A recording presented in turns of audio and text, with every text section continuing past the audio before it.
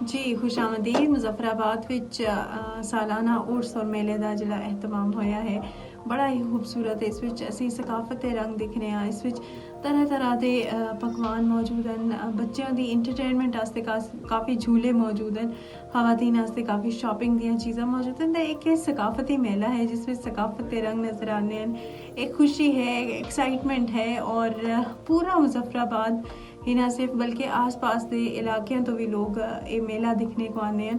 ये बड़ा खूबसूरत एक बड़ी एक सालाना इसका जिहड़ा कि ना एहतमाम किया जुलदा है। तो इस वास्ते सिक्योरिटी दी भी फुल प्रूफ इंतजाम मौजूद हैं और हुकूमत इस उत्ता काफ़ी हर साल इकदाम कर रही होंदी है। हर साल एक चेंज असन दिखते हैं। हर जिहड़े इस तरह के इवेंट्स होंदे हैं वो बड़े खूबसूरत होंदे हैं। अपने अंदर एक बड़ी अपनाइत रखते हैं, एक खुलूस रखते हैं और इस बीच एक ख़ास इंटरटेनमेंट है बच्चे बड़े बूढ़े अफराद और ख़वातीन वास्ते।